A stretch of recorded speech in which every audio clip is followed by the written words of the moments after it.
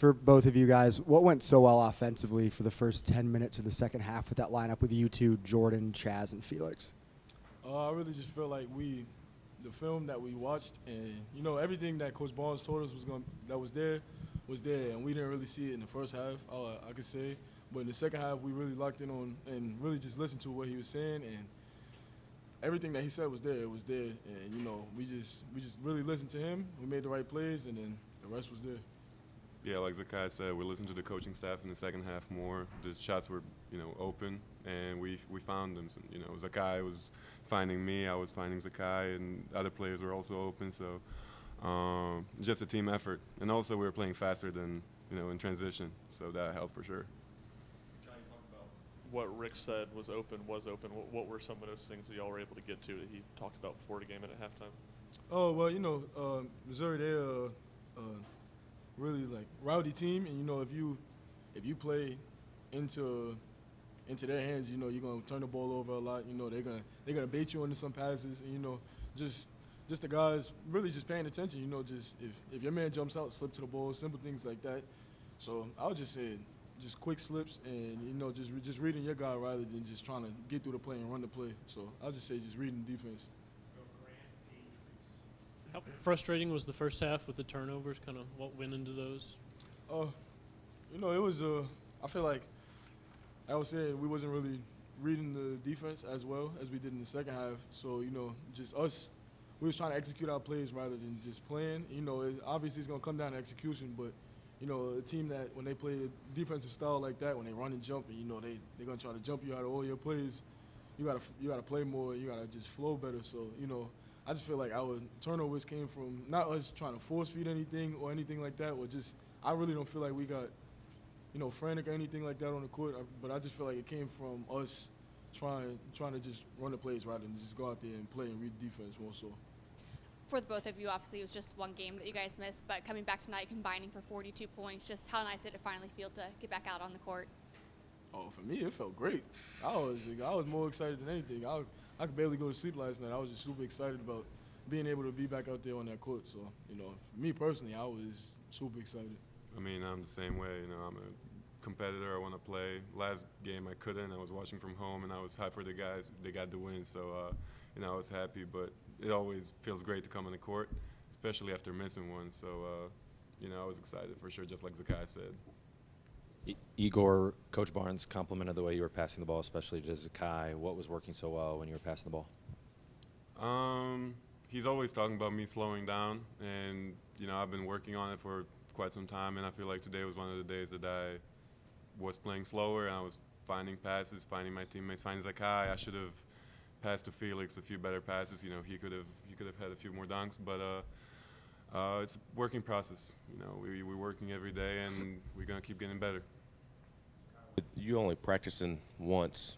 Did you maybe surprise yourself a little bit by how well you played? What do you feel like clicked for you tonight? No, I wouldn't say I surprised myself. I would just say just looking at the film, and I feel like if anything, not that I'm glad I was hurt or anything like that, but it slowed me down some. So I was seeing the game easier. I feel like, so like how Igor said he slowed down. I feel like I personally slowed down a lot too, and just watching film that helped me out a lot. And just talking to the coaches and seeing things off the court from my not being on the court, you see a lot more things.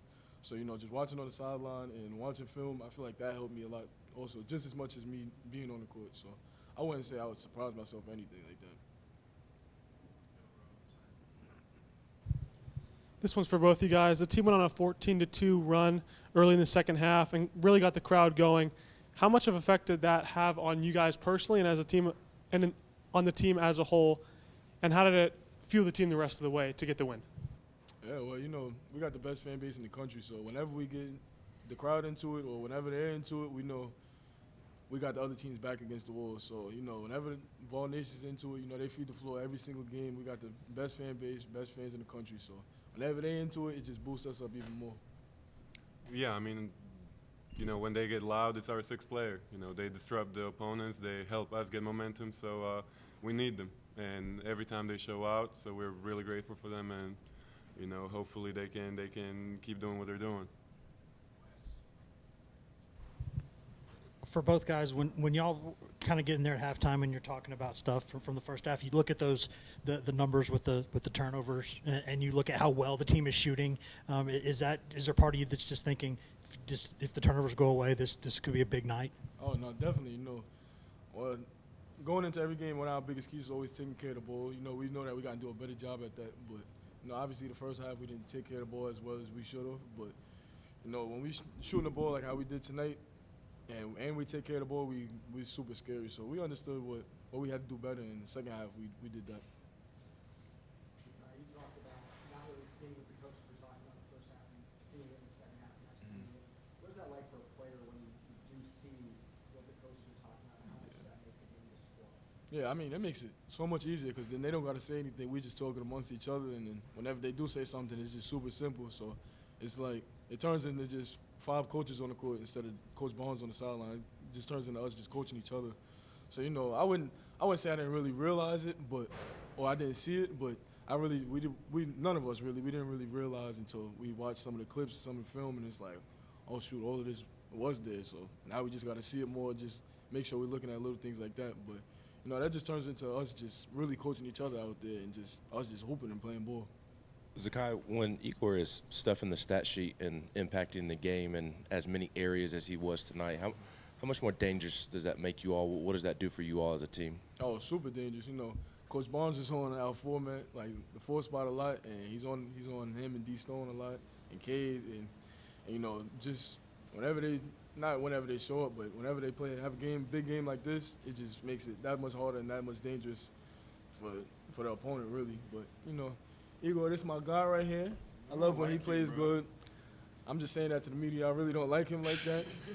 But when he's playing well, it's scary. It's scary for everybody. Igor, just how difficult were the past couple of days for you? I guess mostly over the weekend. You said you had to watch the game from where you're staying. How difficult was that, and how did you get over what you were dealing with and be so impactful tonight? I mean, we all have some type of problem. Everybody's hurting, and not everybody's 100%. So, I can't have an excuse to have an off night or, not to do something to the best of my abilities. So, when the doc said I'm ready to practice and to play, I was like, all right, I got to do it 100%. So, everybody has something that they're dealing with. So I can't be making excuses here. I'm sick, so I'm not going to give my 100%. But, it ain't easy.